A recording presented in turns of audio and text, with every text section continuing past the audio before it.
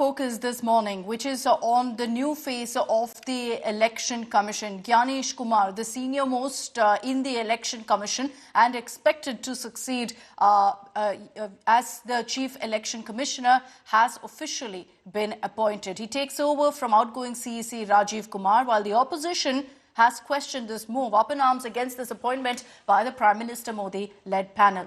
Gyanesh Kumar is the first appointment under the new law for Election Commission members. He will be conducting 20 assembly elections. His tenure will last until January 2029, just ahead of the Lok Sabha elections.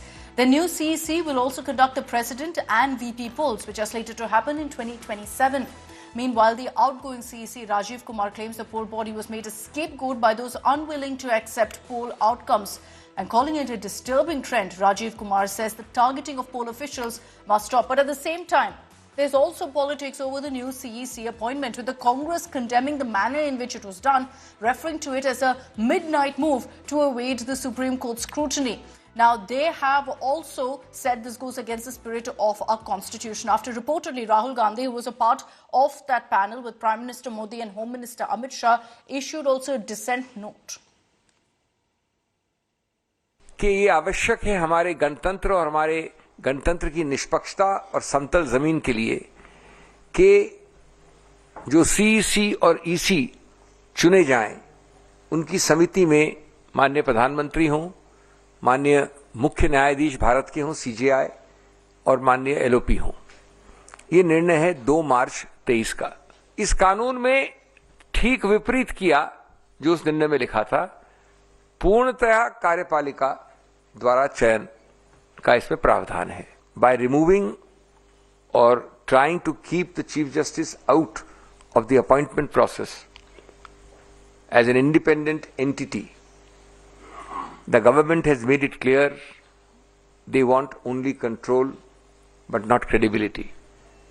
And the most important thing for the EC is credibility.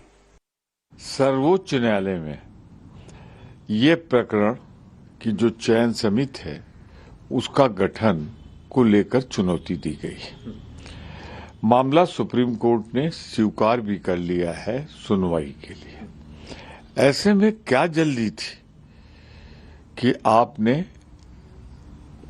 वही जो चुनौती दी गई, जिसको जो विवादित है समिति, जिसमें आपने चीफ जस्टिस ऑफ इंडिया को हटाया है या उनके नॉमिनी को, उसमें आपने नियुक्ति कर दी।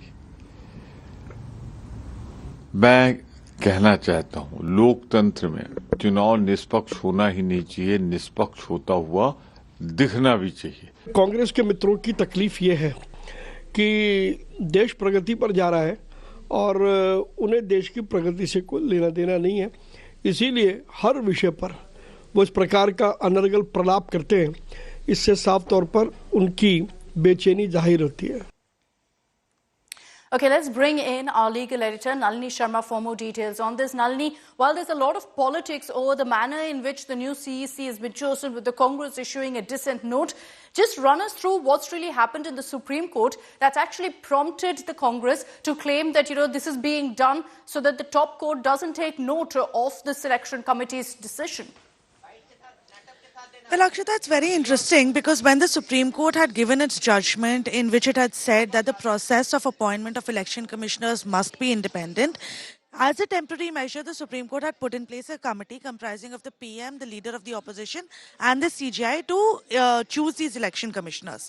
But this was only a temporary measure, and the Supreme Court had categorically said that this is in place only till the time the government doesn't come up with a new law. Now the government came up with a new law in 2023 where they replaced the CGI with a union minister to be nominated by the Prime Minister. And although they were they were eligible to do so, they were eligible to bring in a new law, but the Congress is saying that it still goes against the Supreme Court order, because the Supreme Court order in several parts had mentioned about the need for the process to be completely independent and how the executive, meaning the government, should not have the majority votes within this high-powered committee, which is exactly what the government has done through this law. Important to remember, Akshita, that in March 2024, the Supreme Court had categorically refused to stay the implementation of this law, which means that the law is still in force, and the government can of course go ahead and appoint these election commissioners.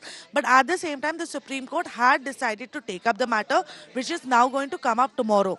In fact, earlier today the matter was even mentioned before the Supreme Court, and Prashant Bhushan and other petitioners urged the Supreme Court to ensure that the matter is taken up tomorrow, because the appointment has already happened, and even though there is no stay on it, the process in which the appointment has happened leads to several questions, which is why it's important that the Supreme Court takes it up at the earliest. Important to highlight what Nalini said, that there's no stay. Tomorrow is when the petition comes up, so we'll see what the top court has to say then, considering the politics that's playing out. Thanks very much, Nalini, for those details. Let's now get you details of who's a part of the selection committee. Why is there so much controversy over this?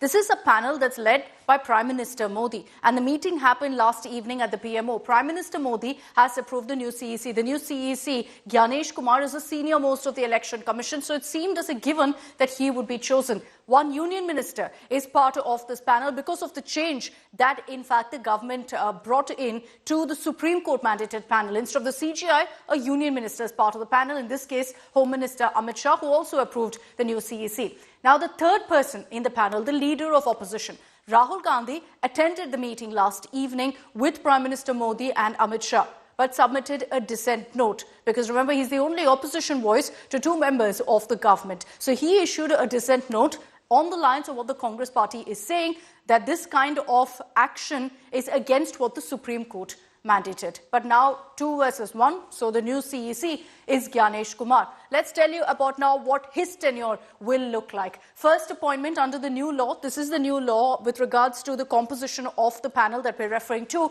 for EC members. So it's the first time based on that you're seeing a CEC being chosen. Now the tenure will run until January 26th of 2029, which is a term when you're going to see a whole lot of elections, 20 assembly elections. We're talking about Bihar, which comes up in a few months from now. Tamil Nadu, Kerala, Bengal, Karnataka, all of these states will go to elections under Gyanesh Kumar's leadership, under his vigil. Now, the president and VP elections are slated to happen in 2027. Like I told you, his term goes on till 2029. So it's under his watch that these elections also will happen. Now, interestingly, he will be a part of essentially setting the ground for the 2029 Lok Sabha elections. But his term comes to an end just before the elections will happen. So the preparation will be under his leadership. The actual election will be under another CEC, based on, of course, who's chosen at that point. This isn't the only appointment made by the panel. The other is of the election commissioner. Let's get you details about him. Dr. Vivek Joshi. He's been appointed as the EC in the 3-member poll body, and his term is a lot longer than that of the CEC. So you'll see his term go on till January 2031. So what that means is that Dr. Vivek Joshi will be a part of the core team of the Election Commission, even for the 2029 Lok Sabha election. So he won't just be a part of the preparation team, but will be a part of the team that conducts the 2029 Lok Sabha elections.